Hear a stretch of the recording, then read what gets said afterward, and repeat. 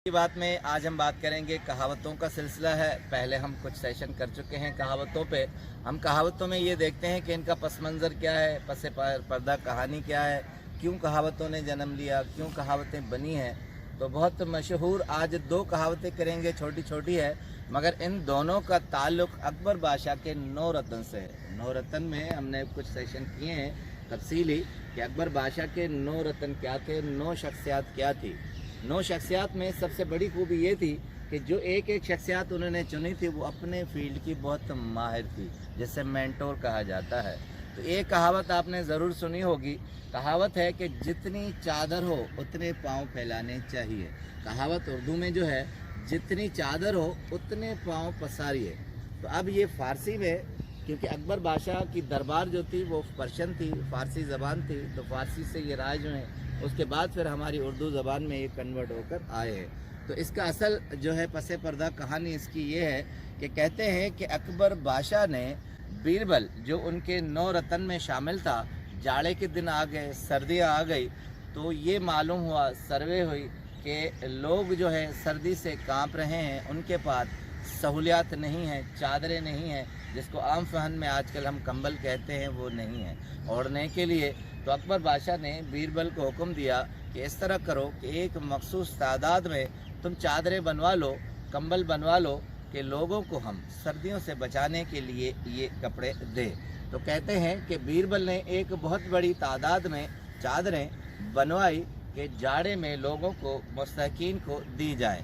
मगर अकबर बादशाह ने ये हुक्म भी फरमा दिया कि जब ये चादरें बन जाएं तो शाही खाने में ले आना, मैं उसे ख़ुद चेक करूँगा कि लोगों की किस तरह की ज़रूरियात है और वो उस पर पूरा उतरती हैं चादरें कि नहीं। कहते हैं कि जब चादरें बनकर आ गई तो अकबर बादशाह ने ख़ुद एक चादर लेकर और उसमें सो गए और चादर ऊपर तान ली।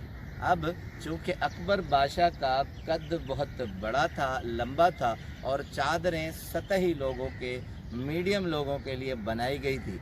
जैसे अकबर बादशाह सोए तो उनके पाँव बाहर निकल आए। तो चूँकि बीरबल से उनकी बहुत मजाक भी थी, तो शाही दरबार में सब बैठे भी थे, तो उन्होंने कहा कि ये क्या बीरबल, ये चादर किस तरह बनाई है कि पाँव इसमें से निकल आते हैं। तो बेसाख्ता कहते हैं कि बीरबल के मुंह से निकल आया कि हुजूर बादशाह सलामत, पाँव उतने ही फैलाने चाहिए जितनी चादर हो। तो सारी दरबार खिलखिला उठी। उसके बाद कहते हैं कि दूसरे दिन रियाया में ये मुहावरा आम हो गया, ये कहावत आम हो गई कि जितने पाँव जितनी चादर होनी चाहिए उतने पाँव पसारिए। दूसरी उनके 9 रतन में से ये हो सके आपने ये मुहावरा ज़रूर सुना हो कि खाने खाना जिसके खाने में बिताना। अब पहले ये वाज़ेह हो जाए कि खाने खाना क्या है। खाने खाना 9 रतनों में एक शख्सियत थी, अब्दुल रहीम उनका नाम था। अब्दुल रहीम चूँकि अपने फील्ड के माहिर थे, हर एक फील्ड के एक्सपर्ट रखे थे।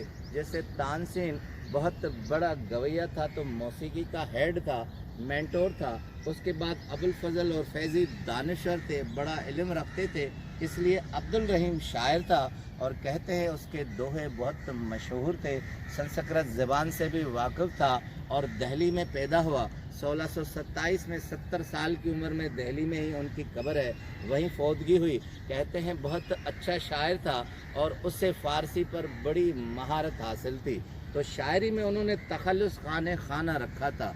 मगर इसकी एक और ख़ुसूसियत भी थी कि वो बहुत रहम दिल था और सखी आदमी था।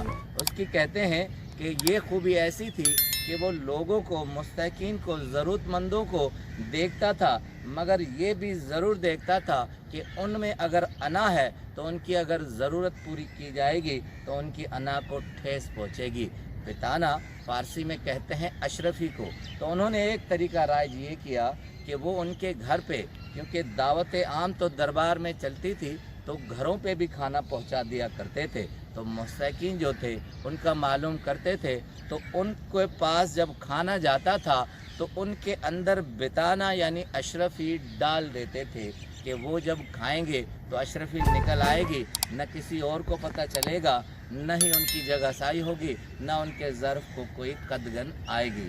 तो कहते हैं कि जब वो भेजने लगे तो आहिस्ता आहिस्ता ये ज़रबुल मिसल मशहूर होने लगी कि खाने खाना, जिसके खाने में बिताना, यानी जिसकी आप पोशीदा मदद करते हैं उसको पता भी न चले और लोग भी न जान सकें, तो ऐसी पोशीदा मदद को ये मुहावरा कहावत कही जाती है कि खाने खाना, जिसके खाने में बिताना। आपका बहुत बहुत शुक्रिया।